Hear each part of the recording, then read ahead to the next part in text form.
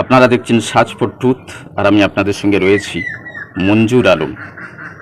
মহারাষ্ট্রের কোনো একজন ব্যক্তি ইসলামকে নিয়ে কটূক্তি করেছেন।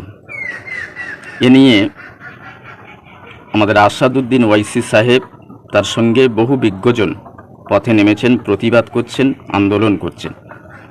আমি একটা কথা বলতে চাই, যারা ইসলাম ধর্মকে নিয়ে কটূক্তি করেছেন বা করেন, পিয়ারা নবী সাল্লাল্লাহু আলাইহি ওয়াসাল্লাম সম্পর্কে কুমন্তব্য করেন, আমি তাদেরকে বলতে চাই, শুনুন, আপনি ইসলাম ধর্মের এবং আমাদের নবীকে যদি কটূক্তি করেন, সেক্ষেত্রে ইসলাম ধর্মের আমাদের নবীর কোনো যায় আসবে না।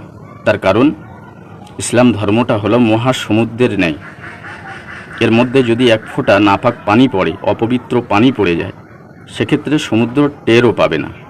এটা ঠিক তদ্রূপ।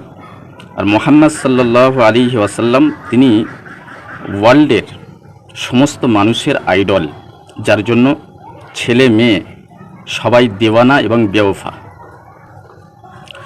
এর মধ্য দিয়ে একটা দারুণ শিক্ষা সমাজের মানুষদের জন্য রয়েছে। মানে এটা বলতে চাওয়া হয় বা উদ্দেশ্য এটাই যে আমরা একটা কথা বললাম তোমাদের ধর্মের নামে, এবার তোমরা বলো, রেগে গিয়ে বললে একটা অশান্তি বিশৃঙ্খলা তৈরি হোক। এরপরে এবারে তোমরা জাতি ধর্ম বর্ণ নির্বিশেষে যেমন মিলেমিশে একাকার হয়ে আছো, এই মধুর মিলনটা, মিলবন্ধনটা ডিভাইড হয়ে যাক, মানুষ মানুষের মধ্যে বিভাজন তৈরি হয়ে যাক, হলে এই যে শূন্যস্থানটা রয়েছে এর মধ্যে দিয়ে আমরা গিয়ে আমাদের উদ্দেশ্যটা সফল করব। এজন্য করে আমি আপনাদেরকে বলতে চাই, এই উদ্দেশ্যগুলো আলাদা। এই ফাঁদে দেশের আপামর জনগণ পা দেবেন না। সুস্থ থাকবেন, ভালো থাকবেন।